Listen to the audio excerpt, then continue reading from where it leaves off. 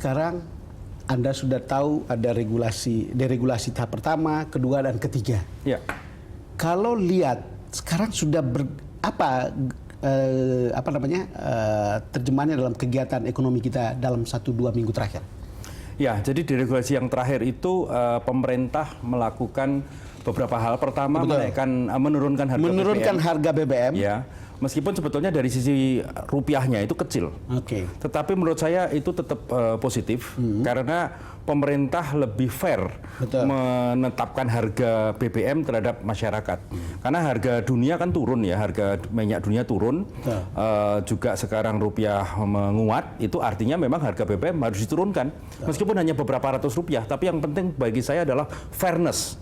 Hal yang selama ini agak cloudy soal penentuan harga BBM itu sekarang sudah mestinya mulai. Kalau dibilang sesuai dengan harga pasar, mestinya juga dia ikut, walaupun kemudian karena kita masih harus tanggung subsidi, mestinya diatur seperti itu. Ya, yang harga penting BBM itu. Fairness, kemudian ya, itu yang kedua listrik kan? Ya, kemudian listrik juga otomatis juga harus turun karena listrik itu sebagian besar energinya berasal dari BBM. Jadi wajar kalau itu turun.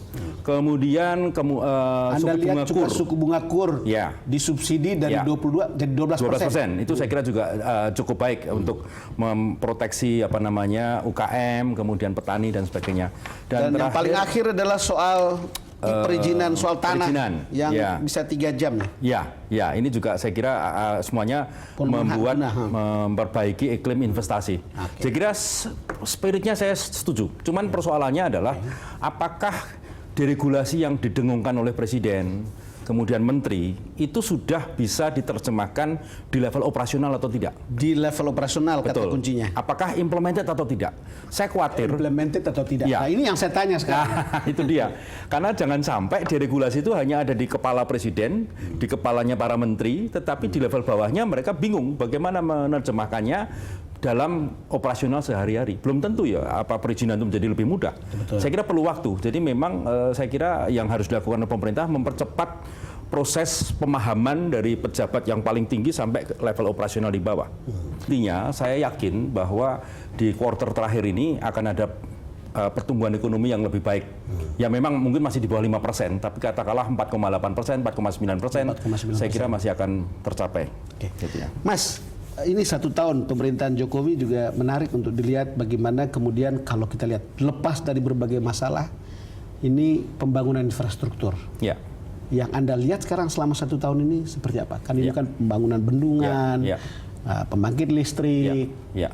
Saya terus terang terkesan ya dengan antusiasme Pak Jokowi untuk membangun infrastruktur. Ini satu hal yang positif yang harus terus dipertahankan di kemudian hari. Jadi jangan sampai infrastruktur itu hanya sampai groundbreaking, kemudian kita nggak tahu follow up-nya.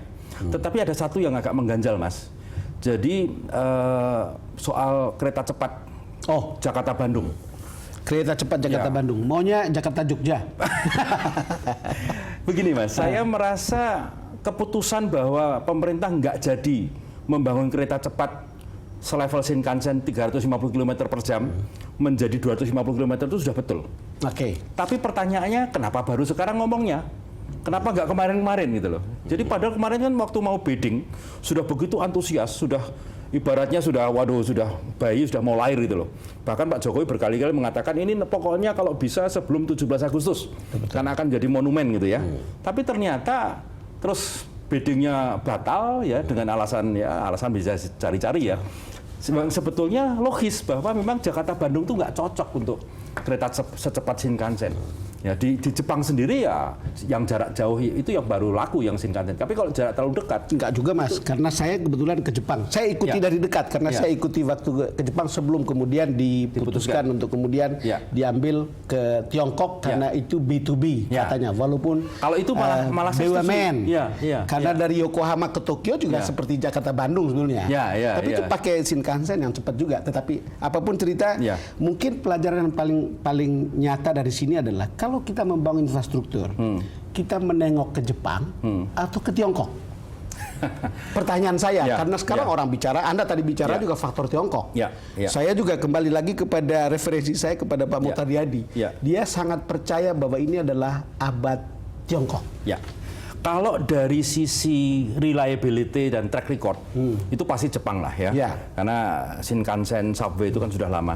Tapi dari sisi kecepatan membangun infrastruktur dalam waktu puluhan tahun terakhir, itu juaranya pasti China. Karena yang namanya Subway misalnya, Subway di Shanghai dan Beijing, itu baru dibangun tahun 1993. Itu artinya baru 22 tahun yang lalu. Tapi apa yang terjadi? Shanghai dan Beijing itu sekarang menjadi kota yang subway-nya terpanjang di dunia, mengalahkan Tokyo. Tokyo itu hanya 300 kilo, Shanghai dan Beijing masing-masing lebih dari 500 kilo dan masih bikin lagi. Jadi sebetulnya kalau kita melihat track record ya karena panjangnya sudah lama ya pasti Jepang. Tapi betapa antusiasnya mereka membangun infrastruktur yang juga dibuktikan dengan tingginya spending mereka untuk infrastruktur. Sampai 10% terhadap GDP 10% terhadap GDP untuk infrastruktur. Padahal ideal saja hanya 5%. Mas Doni, kalau kita bicara kondisi kita sekarang ini, saya harus optimis, biasa saja atau pesimis dengan kondisi kita menjelang? Jawabannya setahun pemerintahan Jokowi ini. Jawabannya tidak boleh pesimis. Karena tidak boleh pesimis ya. Meskipun kalau optimis terlalu membabi buta, seolah-olah kita nggak ngerti data, seolah-olah kita nggak ngerti apa yang terjadi di luar sana, itu ya kurang baik. Jadi kita tetap harus menjaga optimisme itu. Caranya adalah ya pemerintah harus melanjutkan hal-hal yang strategis. Infrastruktur dibangun itu sangat strategis, termasuk membuat waduk. Yang lain adalah bagaimana mengawal deregulasi ini, supaya betul-betul implemented, tidak hanya sekedar menjadi dokumen deregulasi, tetapi juga harus betul-betul terrealisasi. Dengan cara itulah kita bisa menjaga momentum penguatan rupiah, supaya rupiah itu tidak melemah lagi. Sekarang sudah 13.400, yang menurut saya masih belum optimal, mestinya masih bisa 13.000, syukur di bawah 13.000. Tapi caranya adalah pemerintah harus betul-betul menjalankan rencana-rencana yang sudah direncanakan, yaitu infrastruktur dan soal deregulasi tadi, sehingga iklim investasi kita betul-betul bagus dan atraktif kita. Kita harus makin seksi. Betul. Mas Tony, terima kasih sudah datang ke DPS 3 Point. Sama-sama, Mas Don. Pemirsa, demikian perbincangan saya dengan ekonom UGM, Tony Prasetyantono.